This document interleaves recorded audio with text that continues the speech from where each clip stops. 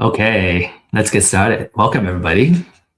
And this is a really exciting class that we have prepared for you. And the topic is about the 6 ways of how you can make money and build wealth in real estate. Now, usually the folks that are interested in this class and are in the audience today you're here because number one, you're interested in real estate as an asset class. In fact, it's a great asset class, right? It's something that you can feel and touch. That's all what we always say in terms of real estate.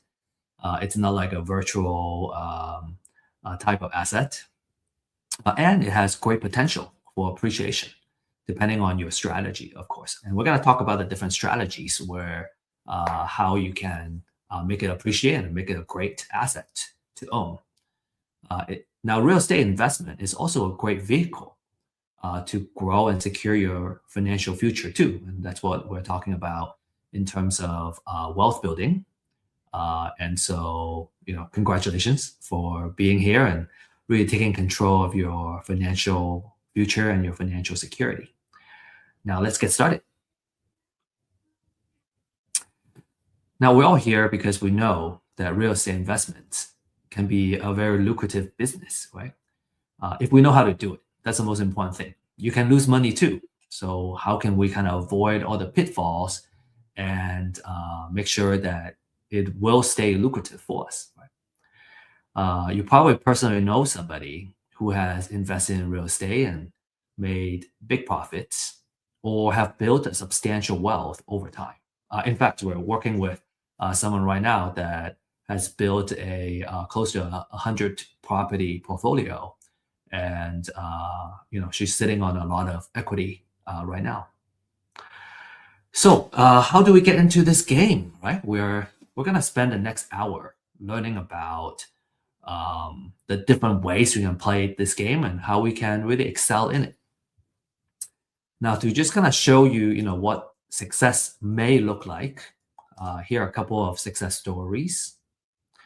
And obviously, every deal is different, every case is different, and some of these are kind of outsized profits as well. So it's certainly not representative of what an average deal may look like. But these are some of the deals our clients have sent us, and they're kind of impressive. So we want to show it here. All right, so this is a deal where the investor made $46,500. Okay, and then we got a couple more too. Like these are even bigger. Every deal is a little bit bigger. This one is quite a bit bigger. $85,610 profit. Okay, and then here's another one, right? $88,862 profit. So if you do it right, if you know what you're doing, you can make quite a bit of profits. So naturally, the question is, how can I work deals like this? How can I find these deals? How can I work the deals? And how can I structure the deal so I can make this amount of profit? And how can I make money? So we're gonna answer those questions in this webinar, especially kind of the first half of our class today. We're gonna talk about how you can make money, right? The money-making techniques. And then we're going to dive into a little more advanced, which is the wealth building portion of it. All right. So I hope you're excited and you're kind of ready to go, and you're taking notes, right? So our promise to you is that at the end of this class, you're going to understand the top 3 money-making techniques and also the wealth building techniques using real estate investments as a vehicle. And typically, this class is for new investors looking to get started. And I would say the wealth building part can be a little bit advanced, because it has to do with tax laws as well. And so if you have been investing for a while and you kind of see the wealth building piece, it could be new for you also. So make sure you take good notes and write down any questions you have. And you can either ask it on the chat here, or you can join us at our weekly office hours and ask those questions live.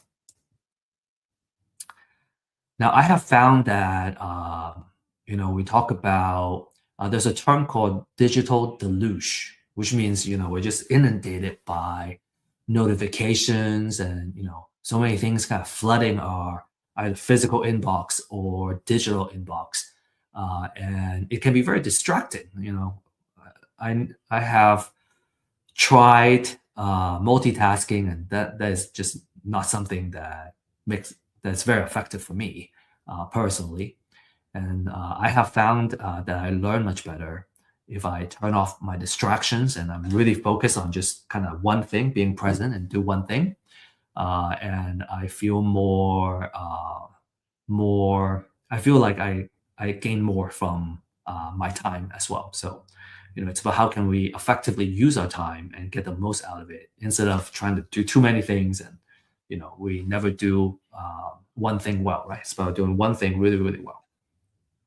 So, with that said, our suggestion would be to really kind of focus, right, and take good notes on an important class like this, and use the chat too. You can use the chat to connect with your fellow audience, fellow classmates, and you can also save the chat so you can save everyone's contact information. So I highly recommend that you use the chat as a way to network, right, and as a way to uh, gain the most out of this session, right, the next hour, and really make an effort to connect for coffee, for example, after the class, and make quality connections. Quick disclaimer, this class is for educational purposes only, right? Some of the examples we have is maybe real case, right? As what I just shared with you earlier. Some are simplified examples, so it's easier to kind of follow the math and really understand how the deals work. And so keep in mind of that. Always do your due diligence, right? Whenever it comes time to analyze and make an investment decision. And we don't offer investment, financial, or legal advice. This is just for educational purposes only. Always do your due diligence. So, quick story, background about myself. I have, as I grow our company, Real Estate IQ, which focuses on helping investors find deals and also find success in real estate and using real estate as a vehicle to build wealth. I have kind of really honed in on my marketing skills, and I think as you grow your business, you're forced to pick up a lot of skill sets, and so real estate data and what we call intelligence augmentation, right, using AI to help us make faster and more reliable decisions. And that's my background. And before that, my background was in science and engineering, so very technical background.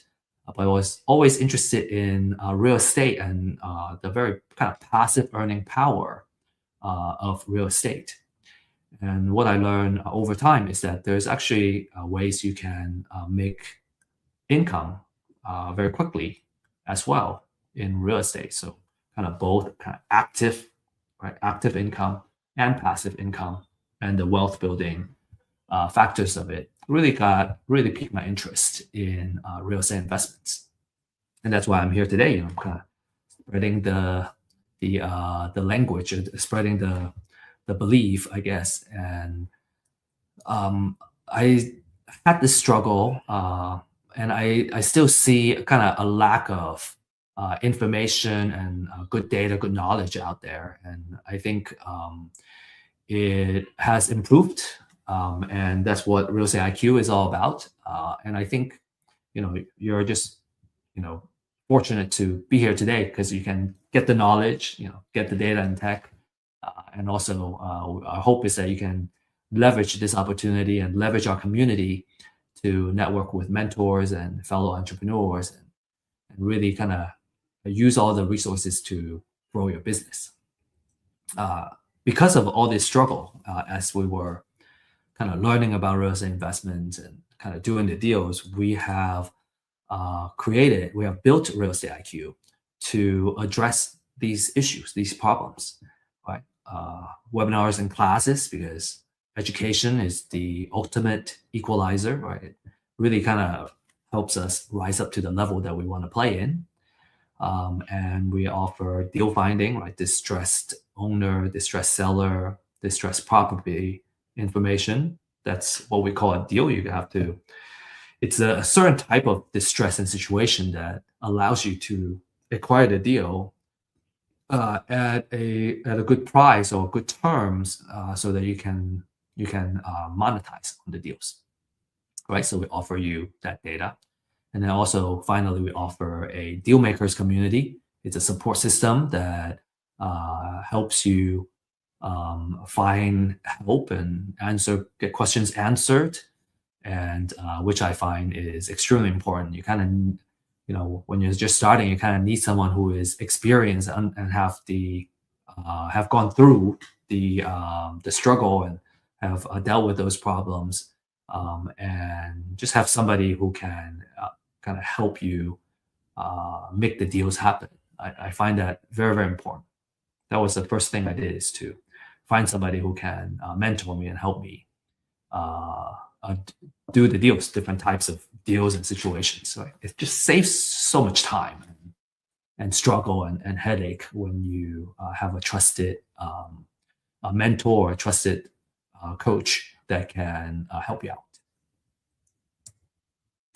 All right, so without further ado, right, let's get started. So today we have 3 portions for this class. The first portion is going over money-making techniques, right? This is about kind of making quick, short-term money now, and how you can make a living using real estate. And then the second topic generally receives more attention because the long-term goal in real estate is usually about building assets that work for us, even when we are still sleeping, right? The passive earning techniques and how we can build the wealth, right, as we're sleeping. So that's a very exciting topic, and we'll go over that next. And then finally, we talked about a couple of bonus materials. If you have read about the introduction of this class, we got a couple of tools that we want to share with you, and that's our bonus material that we're going to share. Make sure you stay until the very end, and I'll share with you the link and the code, the QR code of how you can find and download these materials. Okay, so let's get started, right? So let's talk about the top 3 money-making techniques. And I would say the most popular one and the most lucrative one is fix and flip. So essentially, you're buying what we call an ugly house, right? It's an ugly house or outdated house, and you usually want to buy it at a discount. Okay, you improve it, and then you sell it for more than you pay for it, and you keep the difference as a profit. How the money is made is usually you need to, number one, is to buy it below market value. And usually it's because of the condition of the house, right? Maybe, like I said, it's ugly, or because of distress. An example of distress would be a home needing a lot of work, or a house going into foreclosure in the next 30 days. And so the owner either lose everything and potentially owe more money after losing the house, or they can sell it to you. So that's a very strong sign of distress. And then you add value through renovation. And you got to control the cost. You got to know, what you need to do to fix up the house to improve the property, and then you capture the what we call a spread, right? The sale price minus everything you put in the house, the purchase, the rehab, the financing cost, the closing cost, holding cost, everything, and then you get your net profit. And I'll have an example for you to kind of really visualize what the numbers may look like. The key benefit for fix and flip is that there is a potential for relatively big profit in a relatively short time. Usually maybe a quick project could be 3 months, maybe it can go as long as 10 months, up to a year. but usually it's months and not years. And you can build capital by what we call forced appreciation. We're improving and forcing it to appreciate. And you have a active and hands-on way of kind of controlling this project. And we usually say that fix and flip is more of a construction project.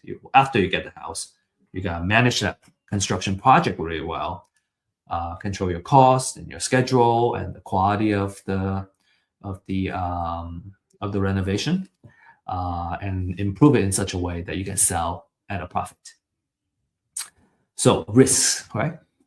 Everything has risk. You're gonna do, even sitting around, there's a risk to it as well.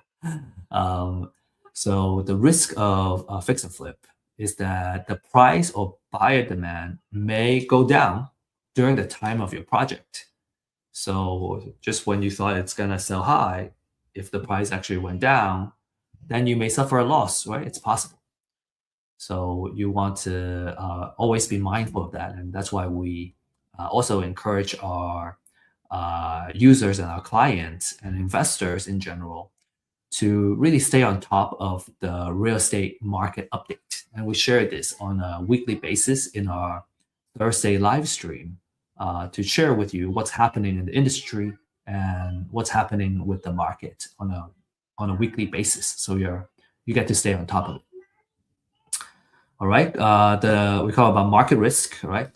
If the price tanks while you're in the middle of the project, you could be either wipes out whatever profit that you thought you would have, or you may suffer a loss. Okay, so let's be very real about that. Usually, you want to purchase it in such a way that you can account for a potential dip in the market, and the market is also seasonal. So, as you become a more seasoned investor, you've gone through and understand the different seasons, you are gonna make the right decision in terms of pricing and when you want to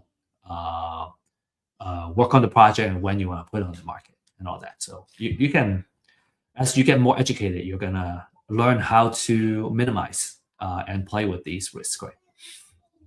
The other one, very, very important, is these are construction risk. So if the cost goes over, right, cost overrun, if you have contractor issues, you have permit delays, and making the project more expensive than needed. We do have a fix and flip workshop that you can purchase and attend, and I highly recommend that before you before you start a project, is to kind of learn the ins and outs of what you need to do, and then ideally work with someone who is experienced and can walk you through it. I think kind of having the education gives you the basic foundation and the language, and then also having someone experienced that you work with to kind of bridge that gap until you feel comfortable in doing that. I think that's a golden combination. Right, and then there's financing and holding risk. Usually when you do a short-term flip, you take out financing that has a higher interest rate, and if the schedule, right, if the construction goes over, actually we have a deal right now that has gone cost overrun and a schedule overrun right now that has increased the cost of the flip. The good thing was we were able to acquire the property with enough margin, right? And the discount was so big that we're still expecting to come out ahead.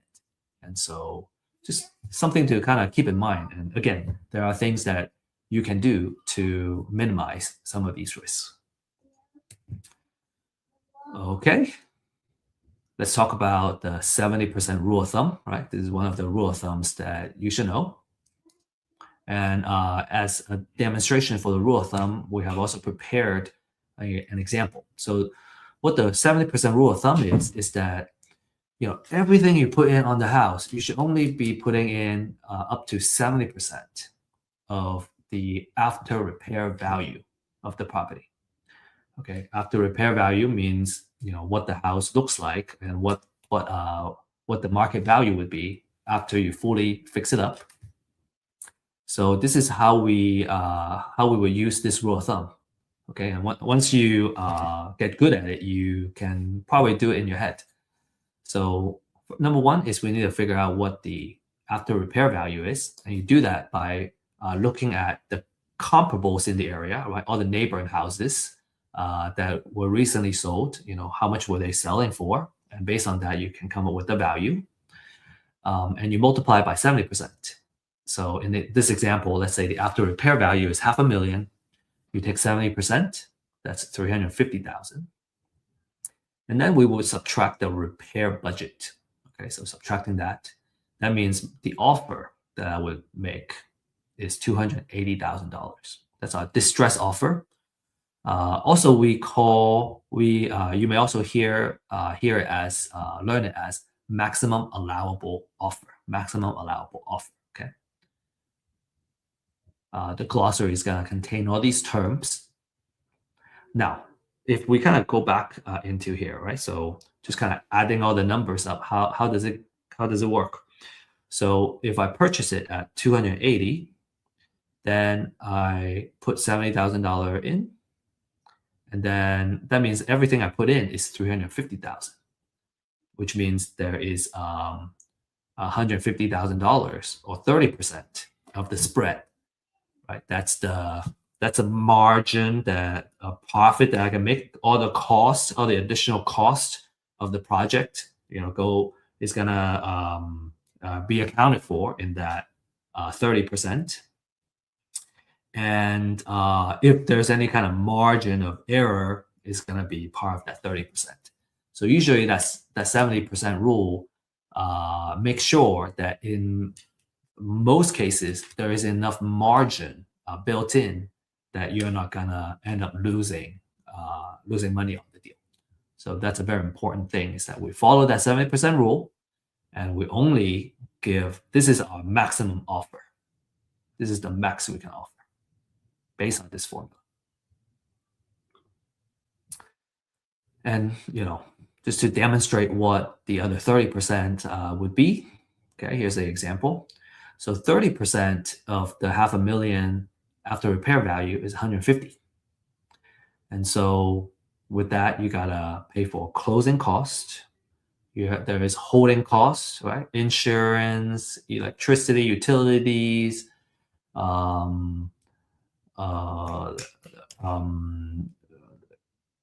I think that's probably the majority of it. Let me see. Utilities, you got home insurance, right? And if it requires landscaping to maintain the house or whatnot, right? Those are all part of the holding cost. And then you have the financial cost. Okay, financial cost means if I take out a hard money or private money loan, these are usually short-term, high-interest loans. If we leverage that, usually leveraging is gonna make it so that we can potentially make better cash-on-cash profit. And so some people may decide to use their own funds, but in this case, in real estate investments, people usually leverage a short-term loan, high-interest kind of lender to help with the purchase and the rehab of the property. And as a result, you got incurred this financial cost. There are origination fees and interest that you got to pay for financial costs. Now, as you can see, even if you account for that, you are subtracting all of those costs, you can still make, in this case, $90,000 of profit. That's still a really nice sized profit, considering that you just need to find a deal, right? You get financing. You probably need a little bit of capital and liquidity in your bank account in order to qualify for the short-term high-interest loan. Lenders usually want to see that you have liquidity in your bank, even if they are funding 100% of the deal.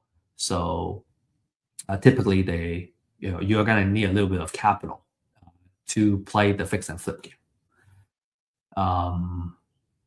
What else? In the fix and flip business, you are in the construction. business, right? You're managing this project, you're managing contractors, you're managing the budget, you're managing the schedule, what needs to be done to fix up all that. So cost overruns and project delays can eat into your profit. Okay. If you have any questions on fix and flip, any comments, we'd love to see it. Okay, next is wholesaling. Okay, so wholesaling, we're kind of going down to the, in terms of the amount of capital that you need or liquidity that you need in your bank account. Fix and flip is going to require the most. Wholesale is going to require less. And then the third method is going to require the least. So in terms of wholesale, what you do is that you find a distressed seller, right? And you secure the property under contract. Okay, so it's a signed contract. Usually it will need to be below what an investor is willing to pay for it. And then you sell the contract, right? So you're reselling the contract, which is the right to purchase the house, not the house itself. So you sell the contract to another investor and you can make a fee out of that. So usually the time frame for wholesale is much less, right? A fix and flip is a several month kind of project. A wholesale deal is just 1 or 2 months, right? 3 months or so to monetize. Okay. Your profit is the assignment or wholesale fee, and it's commonly a couple $1,000s, about 5 to 10% of the property price. Of course, it depends on the deal size as well. So the key benefit for wholesale is that it requires a low capital entry. All right, you can get started with very little money. You just need to pay for the marketing. All right. Usually, what you need is a list of distressed sellers or distressed properties that you can do outreach to, and then you got also pay for the marketing. You should have a marketing budget, right, as a wholesaling business. And you also need some earnest money to put the house under contract as well. There is no rehab or long holding period like fix and flip, so you avoid the construction and the kind of time risk.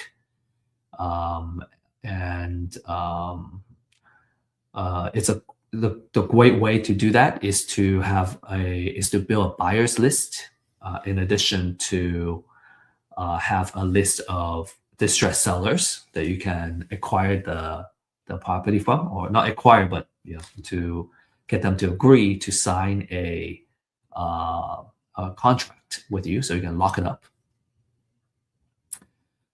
The risk about this method is that there might be wholesaling rules and regulations in your particular state. And some states may require you to become a licensed agent before you can do that. And if you overpay in a contract, or you can't find a buyer in time, then you're gonna risk not being able to sell that contract, and you could lose your earnest money. There are ways to mitigate that. And you gotta get really good with lead generation and maintaining trust with your seller. So those are the things that you need to watch out for wholesale. This is a demonstration of a wholesale. So in this case, right, if you remember, everyone remember the example that we were running. Now, instead of doing the fix and flip itself, I'm a wholesaler, so I want to sell it to a fix and flip investor. So in this case, I need to subtract my wholesale fee. So let's say I want to make $20,000 wholesale fee, then the maximum offer that I would make is $260,000. So if I put it under contract for $260,000, I tack on my wholesale fee, then the investor can buy at $280, and they can still fit the 70% rule. And because of that, I have created value for the fix and flip investor. And the reason is it's not easy. It's difficult to find distressed sellers and putting it under contract. The value that we're bringing to the market is that we got it under contract, and we got a seller ready to sell, and the buyer really appreciate that. Right? So as a result, we make the $20,000. And for a fix and flipper, as long as they can acquire a property with that 70% rule, and they're already going to make their margin, they would be happy to pay you a wholesale fee.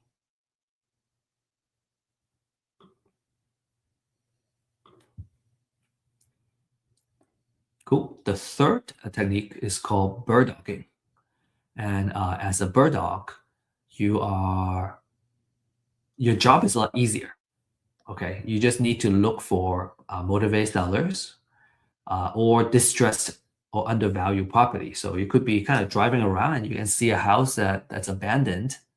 And what you would do is you want to figure out who the seller is and get a hold of the seller.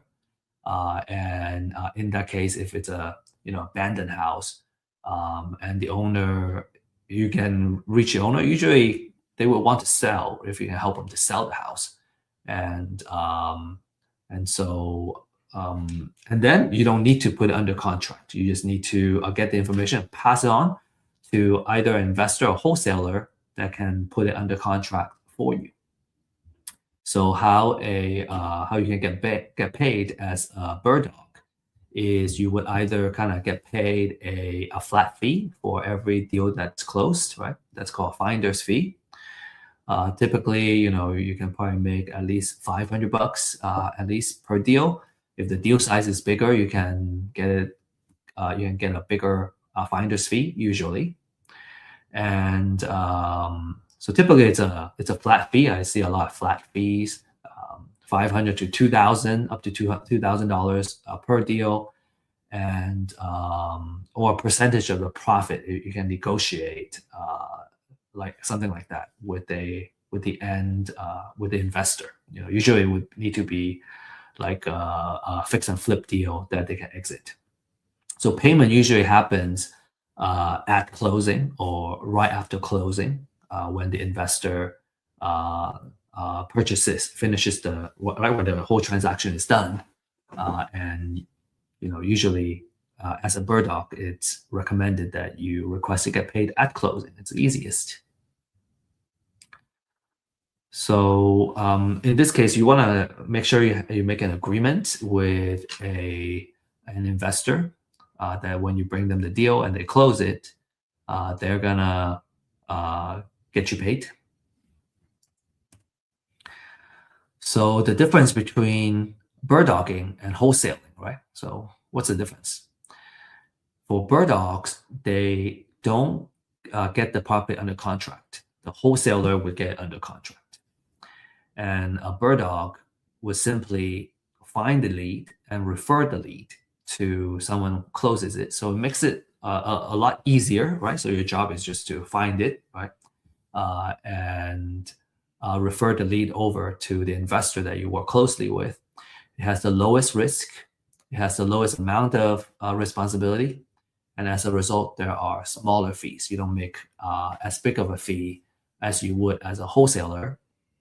Now that said, it makes the job a lot easier. You just gotta, consistently going out there and getting the leads, right? And kind of working with an investor that knows how to convert these deals, and you're gonna get paid. You don't have to spend a lot of your time following up on the leads or whatnot, right? You're just, finding the lead, making the referral, and then you keep moving. You keep moving on. I think it's really good for someone who's just getting started, or you're kind of doing it more like a side gig. And my recommendation is just do it consistently, right? Just don't you want to keep doing it. Find a couple of hours a day or a couple of hours every week, right? Several days a week to just kind of consistently doing it. And then when you have it's always a volume game, right? A numbers game. So if you have enough leads, a percentage of those leads will convert, and that's how you get paid. So wholesalers, you A wholesaler would sign a contract, right, with the seller, and they can control the deal because they own the contract. And there's more risk, there's more work, but a larger payday for a wholesaler. Cool. So as a mini recap for this first segment, fix and flip, you're gonna have a biggest payday out of these top three techniques. You are in the construction business. You are taking more risk, right? You got to hold the property for longer. There's more expenses. You have to manage a project. You have market risk. You have construction risk. A wholesaler, you're in marketing and deal finding business, right? Your risk is lower. You can make the money a little bit faster because you're gonna put in a contract. You find a seller, and when the deal closes, you're gonna get paid. The skill is on how you can find deeply discounted deals that are ready to put them under contract. And then bird dogging is you're in the relationship and the marketing business. You're gonna end up talking to the seller, right? Finding the house, talking to the potential seller, and then making that connection. So it's about consistently bringing the deals to serious buyers. You want to make sure that you have a investor, or it's usually an investor buyer that's gonna take your leads and work those leads consistently for you.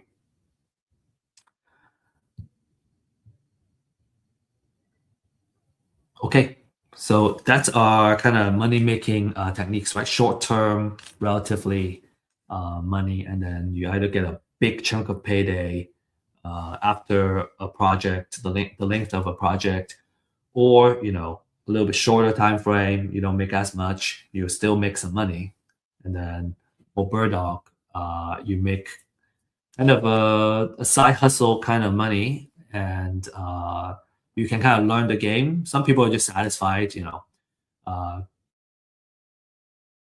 people go, well, I can start bird dogging, just kind of learn it and make a little bit of money. And then as I get better and better at it, I can start moving up the food chain and, start flipping and doing bigger projects. Cool. Now, usually when we see this, right, we see kind of, like I said, a progression of the roles. First you do bird dog because you have kind of like the lowest amount of risk. You don't need a lot of money to get started, and then you kind of move up to wholesaling. You can make a little more money, and then as you accumulate more of that capital, you can start doing fix and flip projects. And then this is kind of lead into our next segment, is when you're starting to do fix and flip, you can start getting a big chunk of capital. So what are you gonna do? You're gonna just spend it? Well, no. Usually you invest it, right? You either invest it in other asset classes, or you can invest it in real estate as an asset class in the form of a rental property. And that's kind of what we're gonna talk about as one of our wealth building techniques. Cool. We're going to talk about the 3 wealth building techniques. Okay, so the first step is buy and hold. So you buy usually a pretty solid rental property, right? You put a good tenant in it, right? And you let them help you pay down the mortgage. They're gonna pay you rent every month, and you subtract after all the expenses that includes mortgage. Ideally, you have the leftover, so you have a monthly cash flow every month to as the owner of the property, in addition to the mortgage being paid down. So over time, mortgage gets paid down, you're building up equity, and every month you're getting a small cash flow. So it's a way of kind of building wealth and making money a little bit trickle at a time. You're not making a big chunk at a time, but you are slowly building that wealth.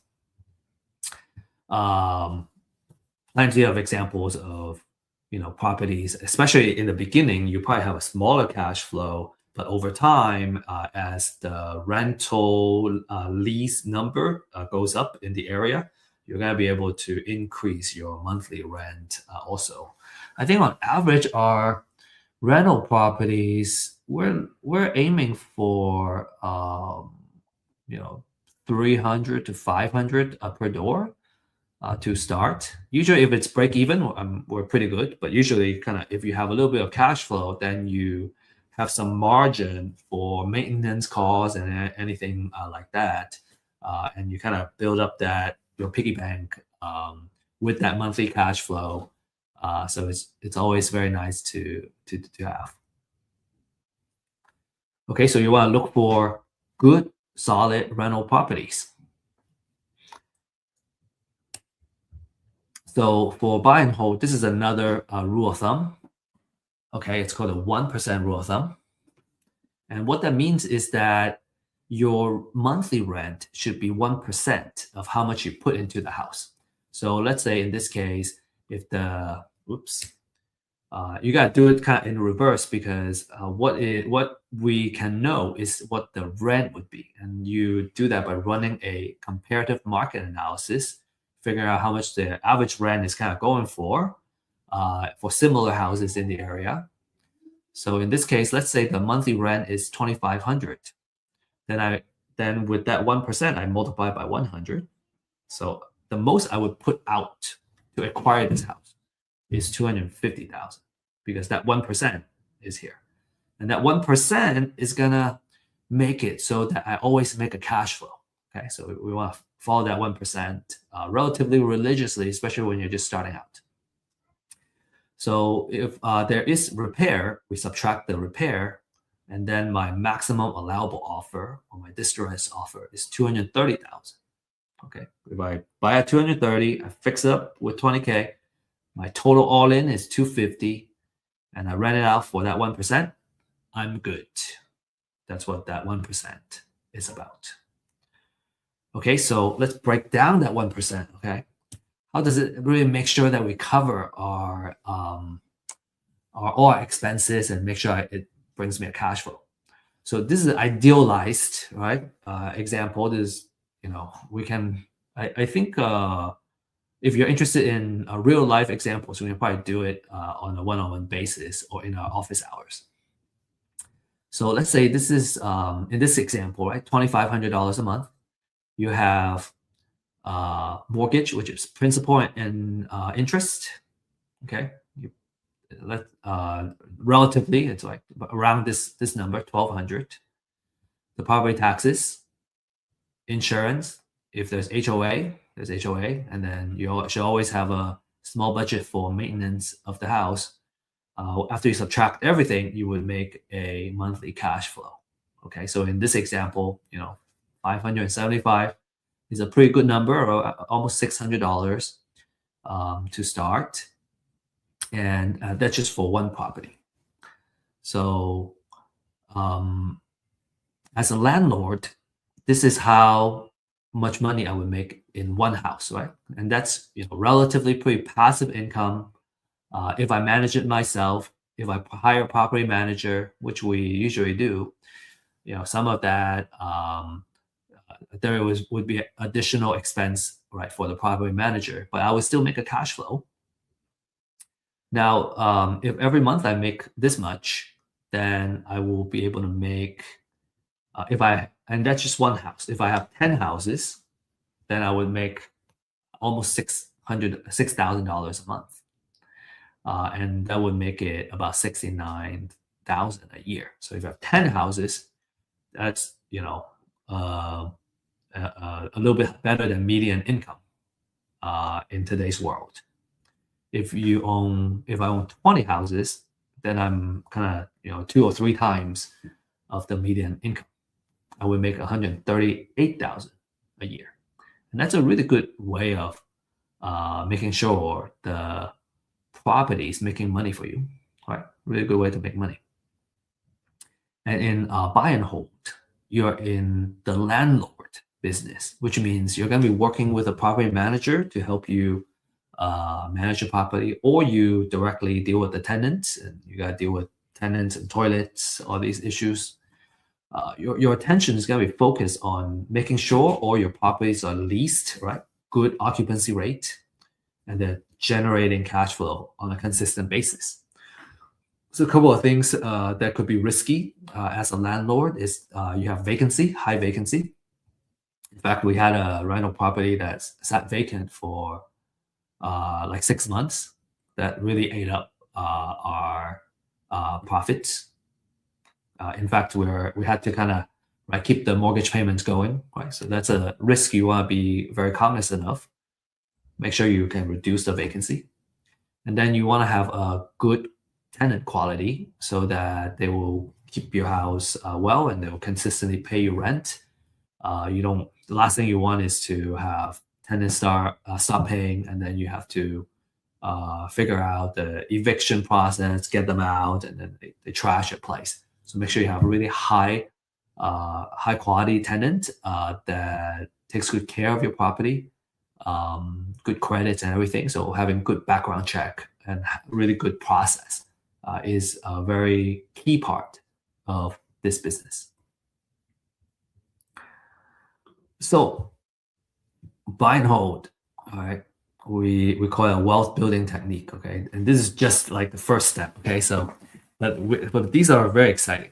So number one is you get your monthly cash flow, right? You can, as you build up that monthly cash flow, you can save that up, and it could become a down payment for another property. That's one. The second one is called appreciation. So there are two types of appreciation. One is naturally the house value goes up over time. And so that's what we call natural appreciation. We're not going to dive into why that happens and the kind of financial side of things, but let's just kind of take it as a given that there is a natural appreciation on the property. You can also do forced appreciation, where you, if you buy at buy a house that requires repair, and then you fix it up, you repair it, you can force it to appreciate. And then there is tax savings such as depreciation and interest write-off, operating expense write-off.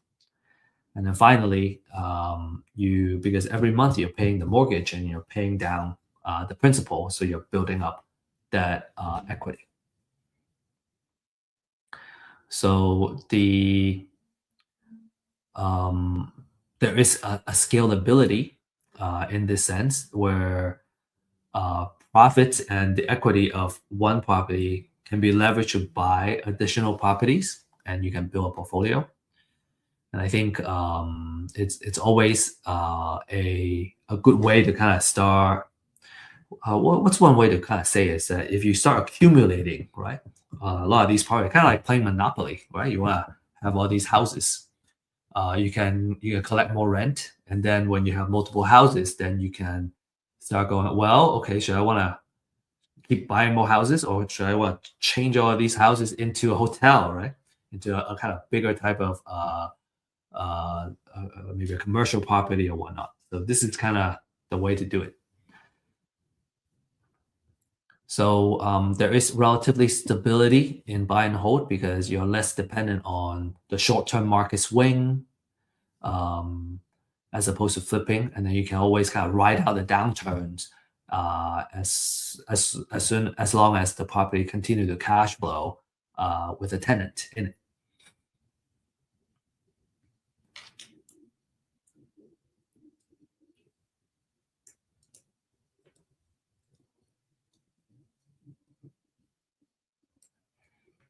So, in terms of risk, I talk about bad tenants, poor screening.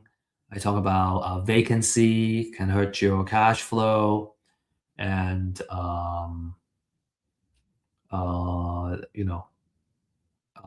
if there's a oversupply of housing in the area, then you're gonna potentially sit on that vacancy. So you want to pay attention to those kind of risk and make sure that you really understand the local market before you kind of get into that. Okay, next is the Burr method. The Burr method is a way for you to scale your buy and hold strategy. So if you like, the rent that you're getting in one house, you want to do more of it. This is how you do it. You can kind of accumulate and build a portfolio of properties this way. So what Burr stands for is buy, rehab, rent, refi, and repeat. So number one is you buy a property that's distressed and undervalued. Okay, you could certainly buy a rent ready, move in ready house. Then you're not going to use this Burr method. You can buy it and just collect a rental. That's one way to do it.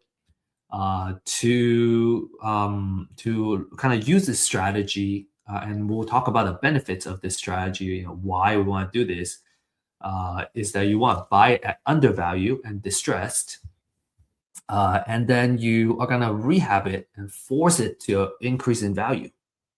Okay, and now it's all nice and ready to rent. You rent it out, put a tenant in there, and then you can. Usually, when you do a rehab, you use a short-term, hard money or private money loan. So you would, after you put a tenant in, you can refinance it to a 30-year loan. And then when you refinance, you will buy out the existing loan, right? The short-term loan is gone. And because when you originally took the short-term loan, your value is here. After you rehab it, your value is here now, is much higher. So when you refi, you might be able to, usually you cash out some money, okay, because of the difference of when you first bought it, it was undervalued. After you fix it up, it's at a higher value. So when you do a refi, you can take cash out, and then you can use that cash as the capital to repeat this process. So how Burr makes money? Number one is force appreciation, right? That rehab pushes the value up after a few months of the project, and it creates equity beyond what the market appreciation, the natural appreciation can provide. Then the second one is you have an asset that's consistently creating a cash flow for you. So it pays down the debt for you in addition to having kind of the leftover profit that you can pocket every month. And then the capital gets recycled because when you do a refi, you take all that money out and you might be able to get some additional cash out as well. So now you can use it to reinvest into more properties. And then finally is the loan pay down, right? Because again, you got a tenant in there that's paying down your loan and you can build up that equity. So, in order to do this really well, you got to make sure that you have good discipline in your due diligence, right? You got to know your after repair value very well. You got to know your rehab very well, and your rent projection very well. Another risk is financing. So your short-term loan is expensive and also risky. So you want to make sure you kind of manage the rehab really well, and also you'll be able to kind of refi after. And then there's also lending risk, all right? Like, so what happens if after you fix it up, the house, you don't qualify or you can't get the refi money so that you can keep this wheel going. That's certainly a risk in terms of refinance. And so, in all, the Burr is more of an advanced form of buy and hold, and it's more of a scaling tool. It's still a really good long-term rental investing, but it really allows you to reuse the capital, and you can kind of grow a lot faster using this method. Because when you do refi, you're using not a bank conventional loan, but you're using a debt service, a DSCR loan, a debt service ratio, special loan for rental properties. So that allows you to really scale that. Okay, any questions you have, right? Feel free to use the chat or save it and ask it during office hours. We welcome it either way. Okay. Now let's talk about another step, right? Let's take this BRRRR step further, and then I'll have a really nice example to really kind of show and demonstrate to you, how to put all this together and how it works. This is super exciting. Okay, the third idea, the third I guess strategy is called buy, borrow, die. And in our Thursday live stream, John actually taught this in one of our sessions.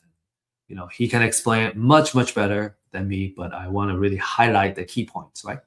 So for buy, borrow, and die, this is what you do. You can do it in any kind of asset, right? But here we're talking about real estate as the asset. So if we use real estate as the asset for a long-term wealth and tax planning strategy, is you grow a portfolio of appreciating rental properties. You can borrow against the equity as the value goes up. You borrow against the equity. And then you let your heirs inherit those properties. And when they inherit the property, right, instead of selling, if you sell it, the taxes you gotta pay is based on how much you originally spent on it. But when your heir inherits it, they're gonna inherit it with at the value that it is today when they inherit the property. And so it's what we call step-up basis in terms of tax. So it's a really awesome way to minimize capital gains tax, and when you use it's a combination. It's a strategy that uses appreciation in real estate, cash flow, and the lending flexibility to provide money that you can spend during your life, and also deferring or avoiding the tax bill that comes from selling. Because when you sell, you incur capital gains tax. So it's a very advanced strategy, right? Highly recommend that if you're interested, talk to an experienced CPA that knows how to do this. And we're just here to kind of share with you a glimpse of what it would look like.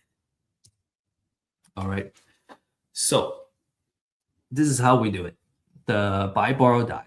So number one is you buy, right? You accumulate all this real estate. So let's say you have on a small scale, you have one or two properties, but on a bigger scale, you would have a portfolio of say 20 properties, 60 properties, 100 properties, right? And now you have a really good base for that equity growth over time. And anytime there's a economic cycle, the real estate value goes up, and so you have that pure equity. So once you get that equity built up, you can now borrow against the equity. You can take that cash out, and you can use it to either pay for your lifestyle or buy new deals and other investments.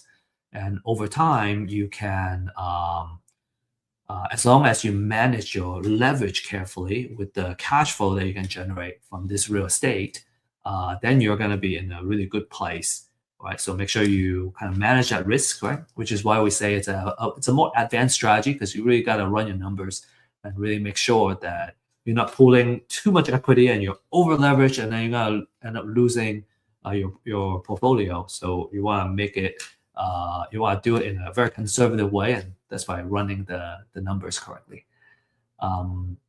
You can kind of borrow against it either through what we call cash out refi, or HELOC, or a portfolio loan, and investors have kind of used any and all of those methods. Maybe they take out a commercial loan that usually requires a refi after 5 years. Either way, you can do that and take the equity out. So now you have the money that you want to either spend or buy additional assets. And then when you die and pass the portfolio, The final step is about estate planning and tax treatment. When you die while still holding these properties, your heir will receive what we call a step-up basis to the current market value for those assets. And that's the current US tax laws right now. This step up is going to erase the capital gain that has built up during your lifetime, right? Your heir is going to get to enjoy that. And if they choose to keep the rentals, right, then they will get the step up basis. So if they choose to sell it later, they already got the step up, right? They're not going to have your basis when you bought it, but the basis when they inherit it. So even if it rises more over time, the capital gains tax that they have to pay is going to be much lower than if they had to use your cost basis. To further demonstrate this, I'm going to give you an example, like I said, to really kind of add clarity to it. So before I jump to the example, of putting everything together, just want to stress that this is a advanced, what we call hold forever strategy, and it assumes you're comfortable keeping the properties highly leveraged, right, and having estate planning kind of together to put this together. It works best for quality rentals in a strong location, so you can continue to kind of have that cash flow going on, and having a conservative leverage in place. Make sure that your professional team is kind of all working together to make sure that this works. And then another thing is that the tax laws can change. So buy, borrow, die as a framework may change over time when the tax laws change. So you always want to stay on top of what's happening with the tax law and the legal piece while you employ this strategy. The last remark, look, another kind of more advanced is on the taxes, right? So the size of your estate matters. At the time of this class, there is a federal estate and gift tax exemption. So it's the maximum is at $15 million per person, or roughly $30 million for a married couple. And it's usually taxed at 40%. So basically, if you have less than 15 million as an individual or 30 million as a married couple, then you can qualify for the exemption, right? What you pass down.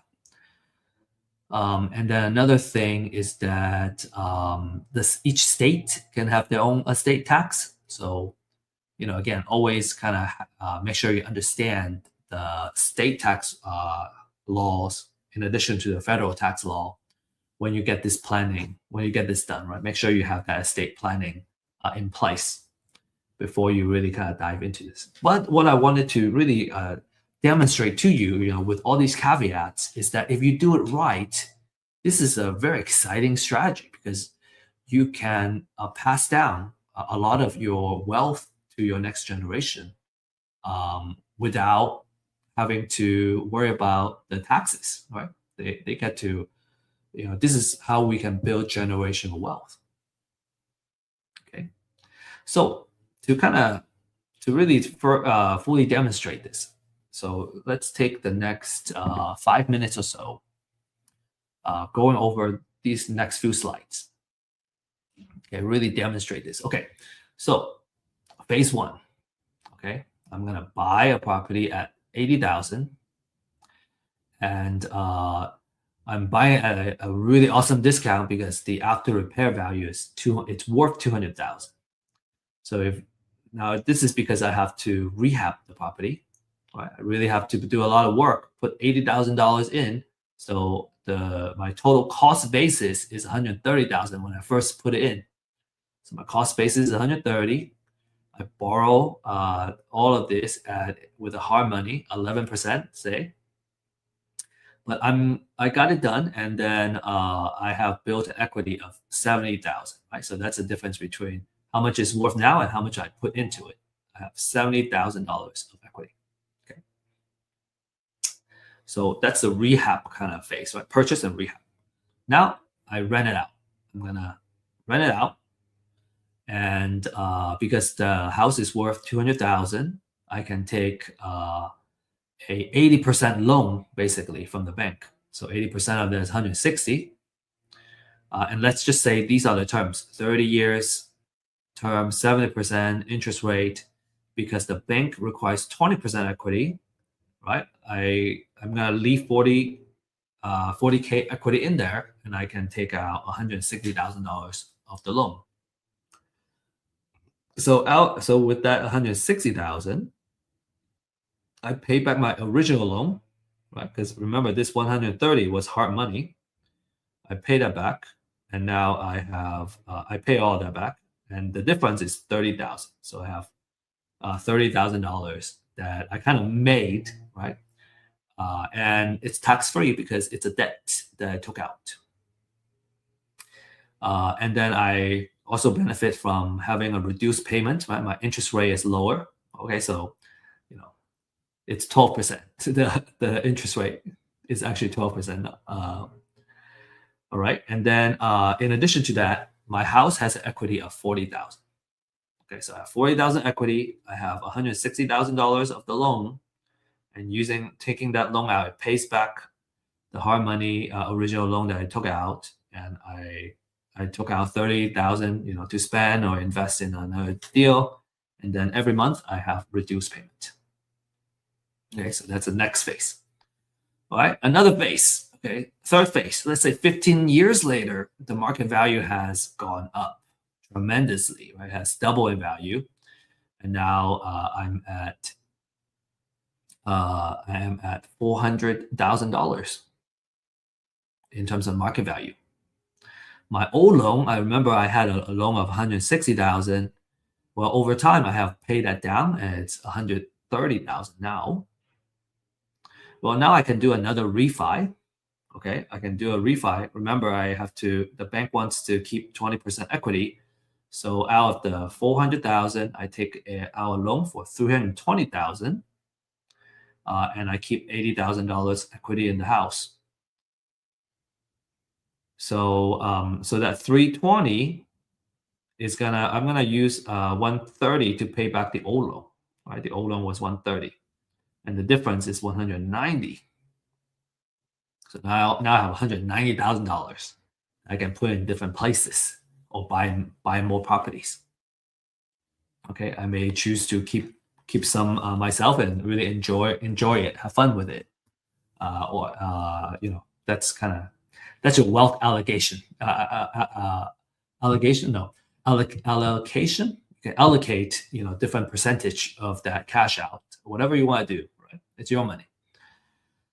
So kind of the aftermath of this phase is that you have $80,000 in equity, you have $320,000 loan with the bank, and you have taken out $190,000 that you can use. And again, it's tax free because it's debt. Then we have phase 4. Okay, so let's say another 20 years later, you are at the end of your of the life that you enjoy so well. Okay, now the market value has doubled again to 800,000. The original loan you have paid down to 200,000, right? Because you've been paying that consistently for 20 years by then. So then the equity is 800. Apologize, excuse the typo. 800,000 minus 200,000 equals to 600,000. So in this case, if the owner sells before death, well, you have the amount of equity minus your cost basis of 100,000. So you got to pay capital gains tax of 470,000, and that's a lot of money. You got to pay a lot of capital gains tax. But if you pass it down to the heir, your cost basis, instead of 130, it goes all the way up to 600,000. So apologize on the typo here. So your capital gain is 600,000 minus 600,000. There's no capital gain for the heir. So again, there's some typo here. So what we have spent the past hour on, actually more than an hour, is we went over the top 3 money-making techniques and the wealth building techniques. I hope you really enjoy looking at these examples, and you're getting really excited about the prospect of using real estate to build your wealth, your generational wealth. Now we're gonna have these 2 bonus materials that I'm gonna be sharing with you in just a few minutes. All right. The first one is the rules of thumb in real estate. We went over the 70% rule of thumb. We went over the 30% rule of thumb, and there are 2 more that we want to share with you. And then there's also the glossary, right? The terminology and the language that you're going to use to really do this well. And so we thought these are really awesome resources for you to use. Naturally, at this point, your questions would be, how do I get started? What do I need to do? How can I build that wealth? I hope we got you excited enough to really want to join and play this game. And so this is our recommendation. Okay. First is that if you're not ready to take action yet, right? This is really piquing your interest, but you want to learn more about, how you do it, and maybe through real examples. Well, this is where we really share a live update of the leads, right? The distressed seller leads that we work on, the deals we have acquired and we're improving, and we're in the middle of building a portfolio right now. So where each deal are going, and then we share our market updates, how it affects the real estate investment world. And in addition to that, we have kind of financial planning and wealth building knowledge. So just a wealth of education. Everybody in here, I'm probably the least experienced. But combined, we have almost 100 years of experience in this wealth building side through real estate. So you definitely don't want to miss that. You should be joining on a weekly basis to really pick up the necessary knowledge to play this game well. If you are ready to take action, then you want to, number one, right? As you remember, everything starts from buying a house at a discount. So you want to get a distressed sellers list. The more research, the better. This is our current offering for our distressed sellers list. If you scan that QR code, you can learn more and schedule a demonstration of what that looks like and what it takes to kind of get started. Next, you need to find a mentor or a coach. We highly recommend having someone that you can work with that would drastically increase the likelihood that you'll be succeeding in this game. And in fact, we have a deal accelerator program that's designed to help you do tons of deals, right? Do your first deal first, and then kind of start accelerating from there. So the QR code is specifically for that. Here are all the success stories that we have from our clients. Jordan, 2 deals, 60,000. Salvador, first deal, 30,000. Ismail, 80,000. And so if you want to, kind of join that exclusive club of successful clients, you can scan this QR code and schedule a one-on-one consultation. Let's see if this is something that that you need in your life, and let's see how our solution can help you reach your wealth building and money making goals. And as promised, I got a QR code here for you. You just need to scan that, and it's going to ask you to enter your email address. Just fill that out, and it's probably going to take you 2 seconds to fill that out, and you'll be able to download these 2 bonus gifts. And with that said, our time is up. Thank you for joining us. We want to wish you best of luck and happy investing. I look forward to seeing you in either our live stream or our office hours and get to know you and really help you reach your goals. So appreciate your time and look forward to meeting you in person soon.